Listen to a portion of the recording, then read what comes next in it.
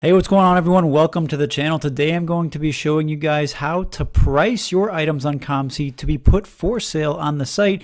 I'm also going to show you guys some tips on how to actually price your cards correctly based on other sales of cards and based on what other cards are being sold for on COMC. So what's going on, guys? It's Eagleman here. Like I said, welcome to the channel. Let's just say you submitted some cards to be sold on COMC. The package finally arrived at their warehouse and you get this notification on your dashboard, this big yellow bar here. It says you have items needing your attention. And for me, it says 72 items are without an asking price. For you, it might say 100 items or 2 items or 1 item or however many items are ready to be processed and listed for sale. So all you need to do is click on this link that says view items needing attention. If you click on this link, it'll show all of the cards that are ready to be listed for sale. So these are the cards that you sent in to the COMC warehouse and they are ready to be sold. So COMC already deducted the amount from your COMC store credit. They deducted the amount that it cost to have these cards listed on the site. So there's no further cost needed in this whole process. So all you got to do is put an asking price right over here. Just apply an asking price to these cards and you're ready to start selling. So how do you do that? Well, you have two boxes right here. This box right here, plus 25 cents in this box right here. Really, if you update one box, the other box will be updated as well. They'll automatically add the 25 cents. All that 25 cents is the including shipping and handling. So if someone buys the card, they'll also be paying the additional 25 cents for the shipping and handling if they're ready to ship it back to them in an order. But how do we price this card right here? So we have a 2023 Topps Now Victor Wembanyama card. So how do we price this? Well, there's a box down here that says there are 33 from $14.70 to $99.74. So is this card a $100 card? No, probably not. How do I know that? It's because the lowest price card down here is $14.70. Now, how I actually like to confirm that is I click on the card number right here. I click on this number. It says number 472, and for this card below it, number 67, number 263. I click on that link right there. And what it does is it opens up a new tab, and it shows every single Victor Wembanyama card that is for sale on COMC.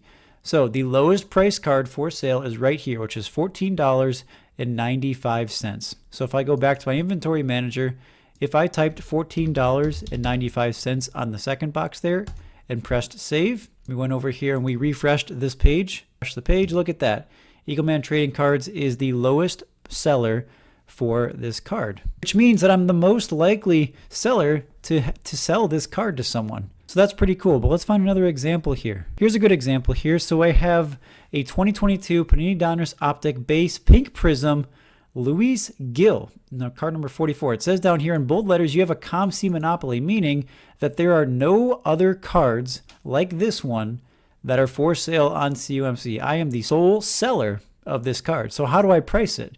Well, there's a couple ways you can check prices. You can go on eBay, look at most recent sales of that card, or what I like to do is I once again click on the card number link, open that up. It'll open up a new tab and it'll show what other priced cards or what the other parallels are going for. So this is a Luis Gil card, not a very popular player, not a really sought after card. It's an unlicensed product. It's a pink parallel, but it is not a very rare parallel. So look at the side here. We have lime green prisms over here listed for about $1. Hollow prisms listed for about $1.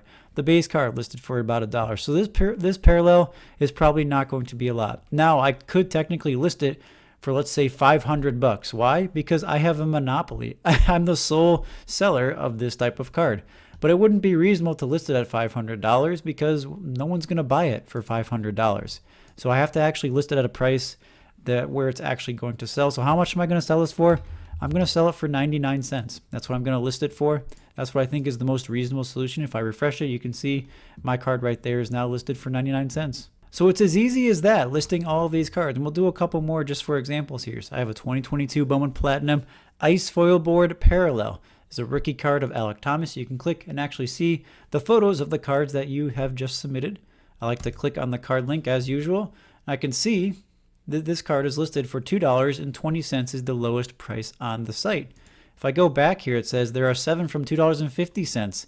Now, why did it not say $2.20 for the lowest price there? Well, that's because when people run promotions and they have discounts on their cards, those discounts do not show up for the lowest price card here, which means that you kind of have to check if you want to be sure that you are the lowest price seller for that card.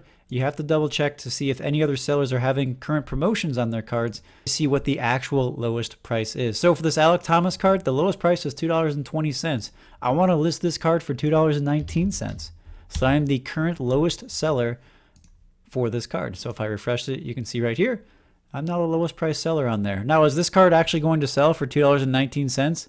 Most likely not. I don't think this card is a $2.19 card. So I'm actually going to change that price. I think it's going to be a little bit less than that. I'll start out at $1.99. I think that's a much more appealing number that people would be more inclined to look at.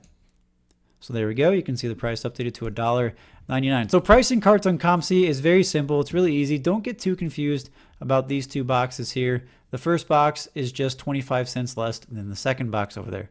There's also a button right here that has actions. You can add it to shipment. You can basically send the card back to you. You can add it to your current shipment.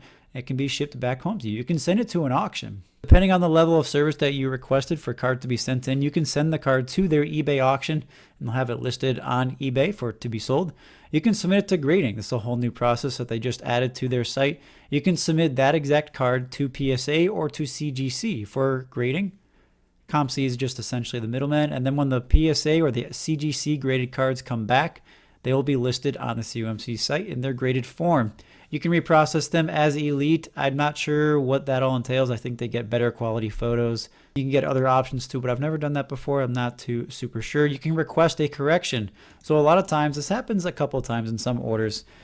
Some cards, I don't think I have an example here. I haven't looked too much into it, but sometimes they will mess the card up. If it's like a kind of subtle parallel, they might miss it. So if they mess up the player name, if they mess up the card number, what set they're in, if the photos are flipped upside down, that has happened to me a couple times.